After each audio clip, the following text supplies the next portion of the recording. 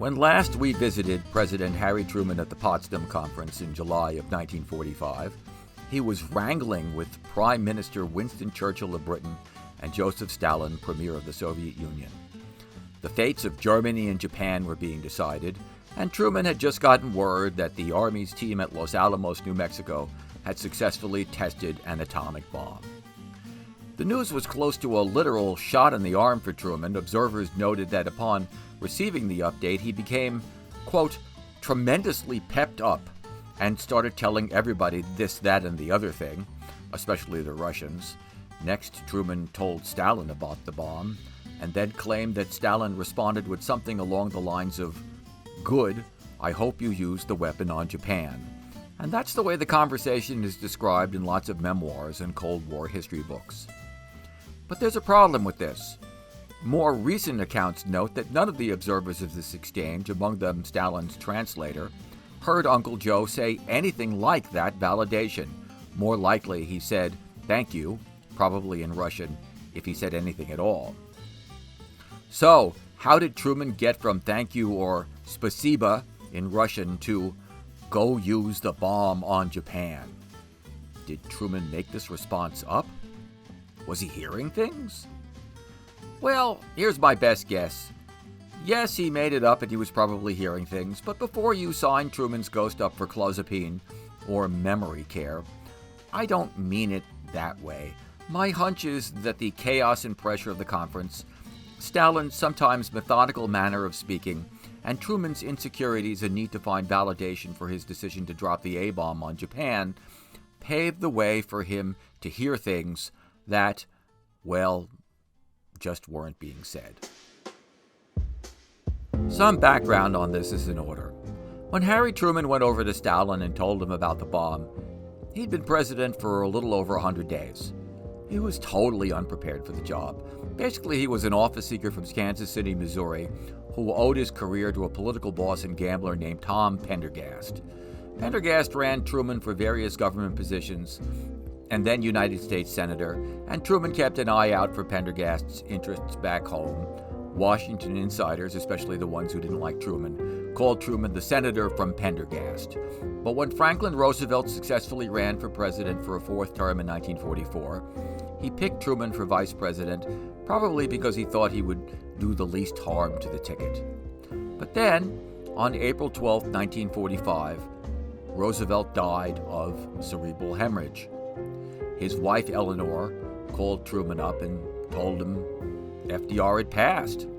Truman said, and this is for real, he said, "Is there anything I can do?" And Eleanor was like, "Dude, you're the president now. We were going to ask you the same thing." Look at this picture of Truman getting sworn in. You're looking at one of the great what the moments in American history. Truman looks like he's about to say, no, I don't want to be president, actually. I'm out of here. I'm leaving. Is like that okay? Look at the guy in the back now. The guy in the back row. He's like, oh, no, you don't. You get your butt on that Bible and swear to the Constitution and stuff. Now check out Truman's wife. She looks like Truman just died instead of FDR. Their daughter looks like both of them died. After the swearing in, Truman actually said to reporters, quote, "If you ever pray, pray for me, boys." In his diary, Truman wrote, "I felt like the moon, the stars, and all the planets had fallen on me."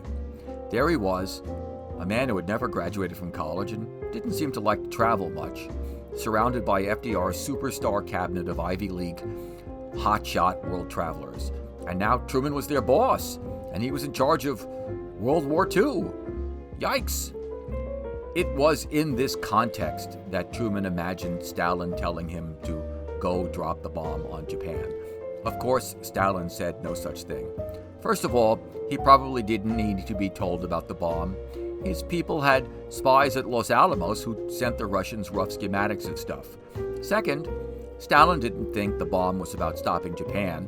He thought it was about stopping him, specifically from invading Japan and then from encroaching any further on Manchuria or Korea or displaying any other forms of commie uppityness.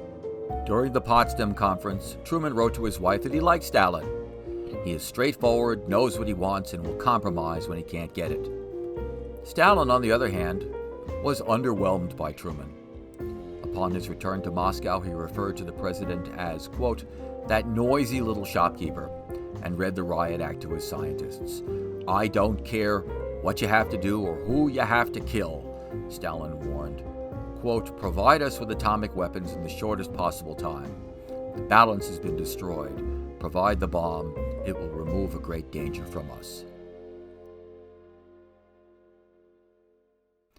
A day after his conversation with Stalin, Truman already knew what he was going to do with this new weapon.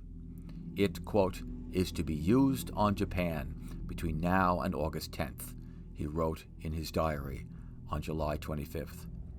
But he also wrote the following about 9 days earlier.